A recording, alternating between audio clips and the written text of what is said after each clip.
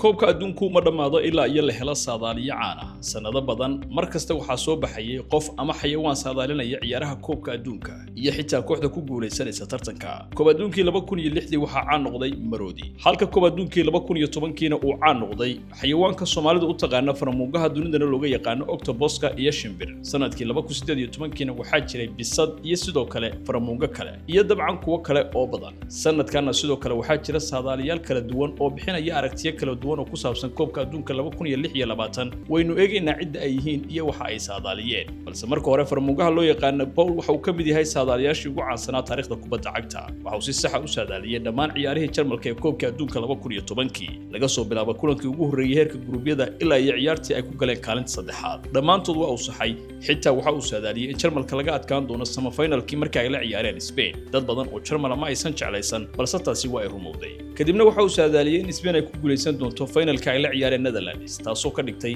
inuu ka soo caan baxay shimbirta oo iyadu guusha u saadaalisay Hollandiiska habka uu faramuugaha wax u saadaalin jirayna waxay ahayd in laba bokis oo cunto ku jirta loo dhigi jiray mid kastana waxa ku sawiran calanka mid ka mid ah labada kooxood ee wada ciyaaraya bokiska uu cuntadiisa cuno ayaa noqonaysa kooxda uu saadaaliyay inay guuleysato koob adduunkii 2010kii ee Koonfur Afrika xayawaankan waxa uu gaaray heerkiisa ugu sarreeyay dhinaca guulaha oo 100% ah isagoo si sax ah u saadaaliyay dhammaan ciyaarihii uu isku dayay balse hadda oo la joogo xayawaankan ma arki karno koobka adduunka ee 2026 sababtoo ah waxa la sheegay inuu nafta waayay Oktoobar 2010kii wax yar kadib markii uu dunida caan ka noqday balse maroodiga ayaa la rumaysan yahay inuu wali nool yahay waxaana jira dad badan oo ku doodaya inuu faramuugaha kaga fiican yahay tayada saadaalinta maroodigan waxay caan noqotay intii lagu jiray koobka adduunka ee 2006 Jarmalka iyadoo ku saadaalin jirtay ciyaaraha in kubad la hordhigo kadibna horteeda la keeno laba shabaq oo ay ku kala sawiran yihiin calaamada labada wadan ee wada ciyaaraya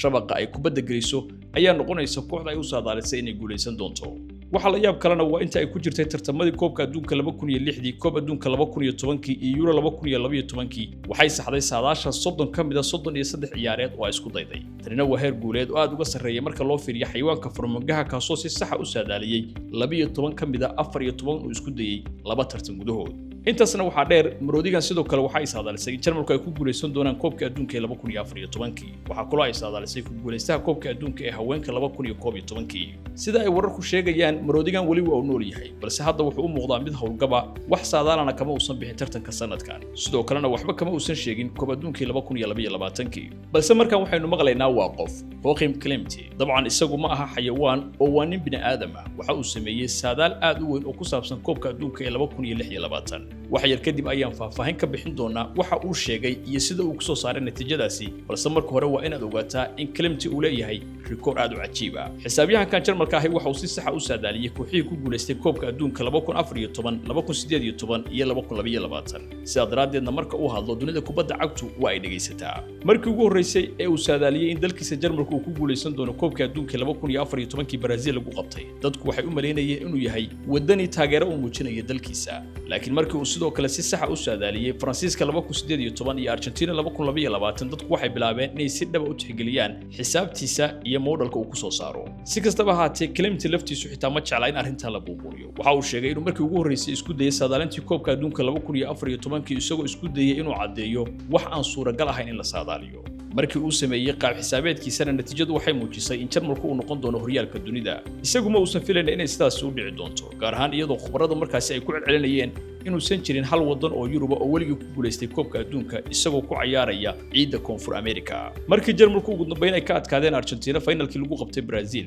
Klimt laftiisu waxa uu qirtay inuu aad ula yaabay kadibna waxa uu isla qaabkaasi adeegsaday koob adduunkii 2018 iyo 2022 waxaana mar kale soo baxay natiijooyin sax ah taa macnaheeduna waa in qaabkiisu uu si sax ah u saadaaliyay 3 koob adduun oo isku xigta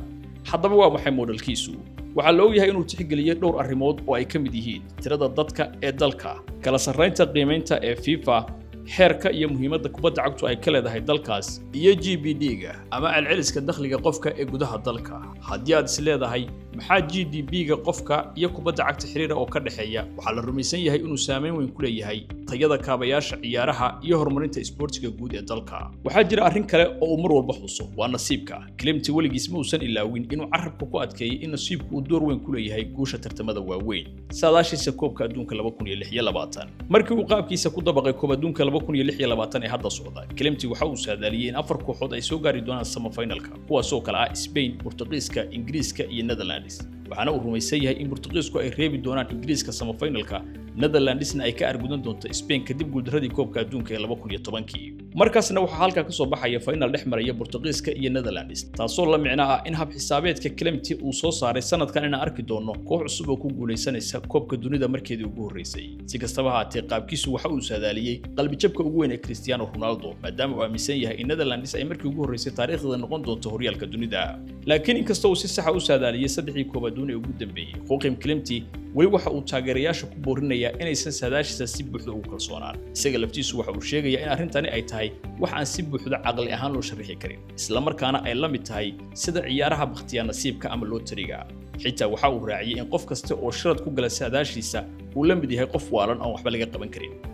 laakiin ma ogtahay waxa sanadkan ka dhigaya mid xiiso leh ugu yaraan mid ka mid ah labada saadaaliye ee ugu weyn oo hore ku guuleysay saadaasha saxda ah ee koobka adduunka ayaa sanadkan qaldami doona maxaa sidaas u leenahay sababtoo ah EA Sports ayaa sidoo kale bixisay saadaal geesinimada sanadka taasoo gabi ahaanba ka duwan natiijada uu soo saaray Clementi kuwiina aan ogeyn EA Sports muddo dheer waxay saadaalinaysay ku guuleystayaashii koobka adduunka waxayna hadda ku jirtaa rikoor cajiib ah ka hor tartan kasta waxay soo saaraan muuqaal jilitaana oo si rasmi ah u saadaalinaya kooxda koobka qaadaysa waxayna si sax ah u saadaaliyeen afartii koob adduun ugu dambeeyay Spain inay ku guuleysan doonto koob adduunkii 2010 Jarmalku ay ku guuleysan doonaan 2014 Faransiisku ay ku guuleysan doonaan 2018 Argentina ay ku guuleysan doonto 2022 sanadkanna muuqaalkooda jilitaanku waxa uu saadaaliyay in Spain ay mar kale ku guuleysan doonto koob adduunkeedii labaad taa macnaheeduna waa in midkood rikoorka saddexda koob adduun ee isku xigta ee Joachim Clementi amaba rikoorka afarta World Cup ee isku xigta EA Sports uu sanadkan soo afjarmi doono dabcan sidoo kale waxaa suurtagal ah in labaduba ay qaldamaan kubadda cagtuna wax walba ayaa ka dhici kara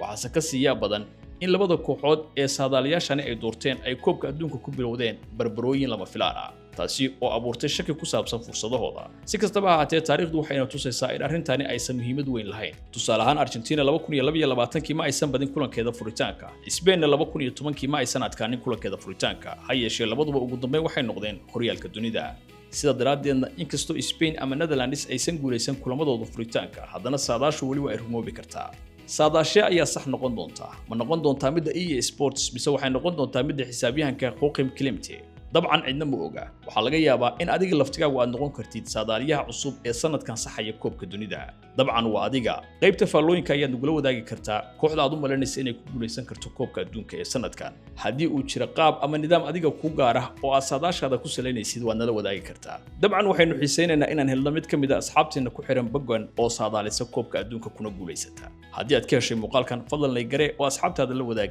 haddii aad wali ka mid noqon asxaabteennana waa ku soo dhaweynaya waad mahadsantahay